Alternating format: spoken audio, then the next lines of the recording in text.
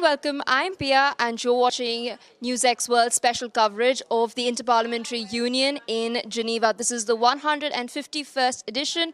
With me at the moment is Miss Lena Gumnior. She's a parliamentarian from Germany. Thank you so much for taking our time and speaking to us on NewsX World. At the outset, I wanted to understand from you that the IPU hosts 183 member nations over and above 15 associate states as well. How do you view this as a platform for encouraging dialogue as well as democracy?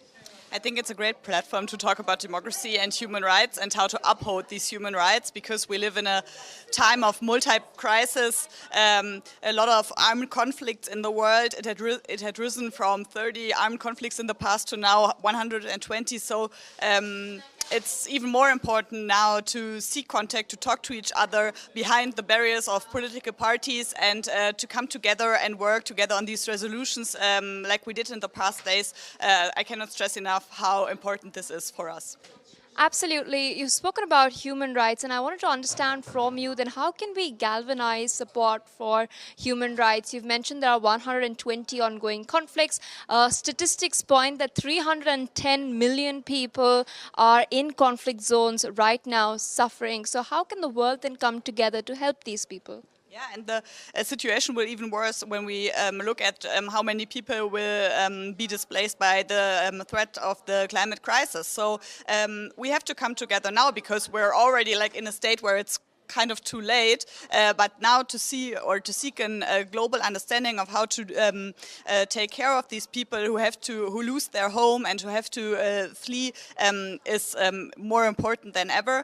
So the first thing that is important to have a common ground, and that we do have with humanitarian laws and human rights, but also to say, okay, what does it mean for us as a country, for us as a world unity to act on these laws, and how can we work together, and how can we support each other. And I think for me, being someone from the global north, it's also important to listen to the people coming from the global south, because they're dealing with these problems right now that we will be facing in a few decades.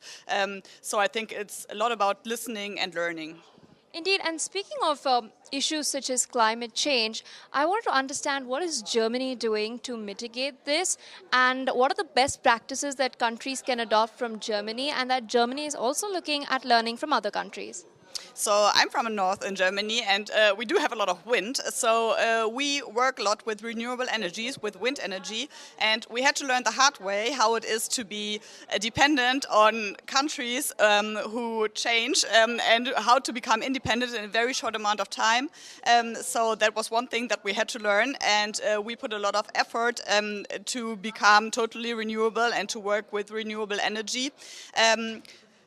But what I think we can learn is, for example, when I look at Sweden, there the energy is very cheap where the energy is produced. So, but for Germany, the energy prices are quite the same, whether you live in the north or the south. So I think we can make it more easy to people to be happy about renewable energies, because I think that is something that we still need to work on in Germany, to have this overall acceptance in the society that renewable energy is the future. Indeed, and speaking of the future itself, we do know that we're living in a digital age today. Artificial intelligence has permeated our lives as well. It's a double-edged sword. There is a boon because people can get access to information that usually takes days or weeks to research in a jiffy. But at the same time, there are concerns about deep fakes as well.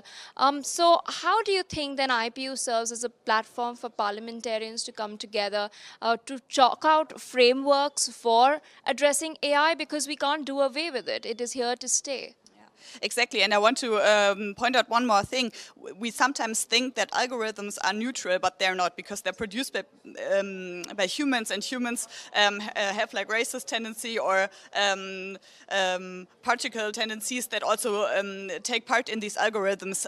So the first thing is that we all have to also have these common grounds that algorithms are not neutral and AI is not neutral.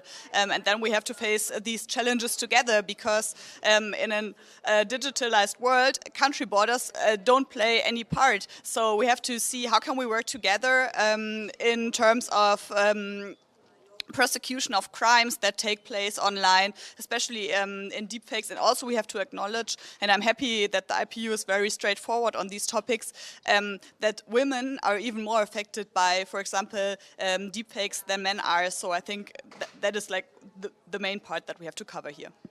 Absolutely. And do you think that AI also poses the risk of creating a new digital divide between those who own the hardware and the models and the rest of the world as well? Yeah, definitely. And this is what we're seeing at the moment. So I'm very happy that, for example, the European Union sees this conflict that we're having at the moment and sees that we have like this great unregulated field that we would never allow in any other field, but as it's taking online, or that we have like these tech bros, how we sometimes say, that have a lot of influence because they're very rich.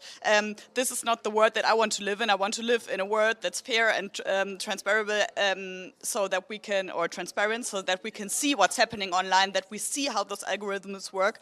And I think we have a lot of work to do there. Also, what is your view on India as a country, since I'm from there? Yeah, I love India because I have friends there, and we just chatted before about that, and I've been a few years ago to a wedding in Chennai, and I loved it so much, and ever since I've been there I want to come back, and I want to go to the north as well, because it's such a diverse country, and I think being in the south is a totally different experience than going to the north. So I would love to come again because I love the people there, the hospitality and the food. So I really hope I can come again anytime soon. All right, lovely speaking to you. Thank you so much, ma'am, for taking our time and speaking to us on NewsX World.